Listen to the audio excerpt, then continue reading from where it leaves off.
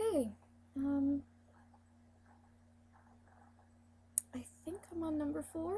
I'm not sure. I'm trying to look at the screen here. No, but I'm trying hard not to look at the screen because you're like, oh, how do I look? Oh, is this straight? Oh, goodness gracious. Ooh. Can't believe I just did that. That's terrible. Anyway, um, let's see, where was I? Yeah, so there are people that I don't want to come out to yet. I'm doing it slowly. There are people that I really want to come out to that I haven't yet, just because of distance, or it's difficult to get a hold of them because they're busy. It's really hard to come out to people. It's really like nerve-wracking, and it makes you sick. And everyone I've come out to has actually handled it a lot better than I did when I told them. Um, when I told my brother, I literally got sick and like threw up and so on and so forth. I was really worried that he was not going to be able to handle it. But he was fantastic about it. When I told my friend Inea, he handled it way better than I did. He's just like, okay, sure, whatever. um, he said the greatest thing ever, and it's so simple but great. And it was just, you have to be who you have to be. You have to be you, and that's definitely how I feel at this point. This is not who I want to be. This is not who I am. I see myself completely different. Um, so yeah, I've handled it a lot worse than everybody else has handled it. Um, Mostly because you just never know. I know I have people that I think I know that are going to be able to handle it because of this, that, or the other, but you never know. You never really know. Some people surprise you one way or the other. And I'm kind of fragile right now when it comes to this stuff. And I don't know how well I could handle it if someone I came out to um, didn't handle it very well yet. I know that's gonna happen. It's gonna happen, but kind of hoping down the road because I'm still really new to this and really fragile and really trying to get a grasp on who I really am. And I don't want any negative words to make me change my mind again, kind of thing, which I don't think I'll do. I don't think there's any going back, but I don't need any more of that crap. I really don't. So, yeah, I haven't come out to some people. I feel really bad about it because there's some of them are really close. I feel really close to them and everything, but again, it's distance and so on and so forth. A lot of people I've actually had to tell like through email or messenger, which is really kind of hard because this is such an important thing to me and such a huge change in the relationship that you have with people that, I wanted to do it face to face or on the phone. First of all, I have a huge, massive fear of phones. I can text message just fine, but calling people and talking to people on the phone, I just can't handle it. It's part of my PTSD, post traumatic stress syndrome that I have from that kind of experience. It's really hard. So the fact that I was willing to like try and call people and talk to people on the phone to explain it to them, I mean, shows how much I care about the people that I am coming out to because I want it to be as intimate as possible. Not, oh, hey, by the way, guess what? Last time you checked, yeah, anyway. So that's that part. One of the things I've been wanting to talk to that I haven't gotten to yet is each person's transition is different. Each person can make choices.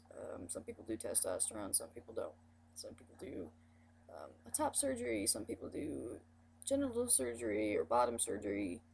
Um, some people don't. It's completely up to what the person is comfortable with. There are a lot of people out there that want to be gender neutral. There's a lot of words for it: gender neutral, gender fluid.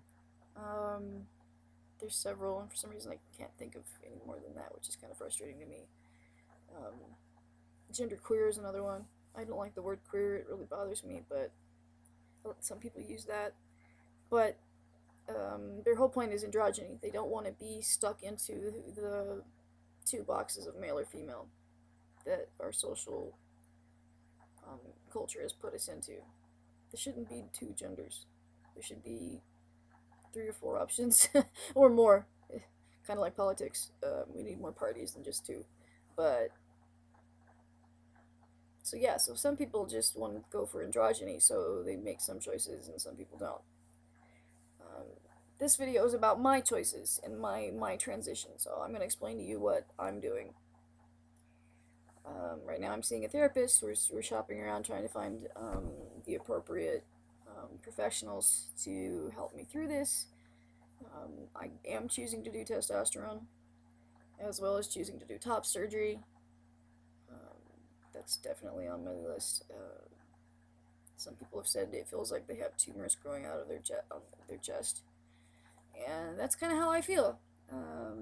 I do bind. I do wear corsets. I do anything possible to keep them from showing. I usually wear suits with ties and vests, and I'm wearing a vest at the moment, but I normally go out with the suits and the.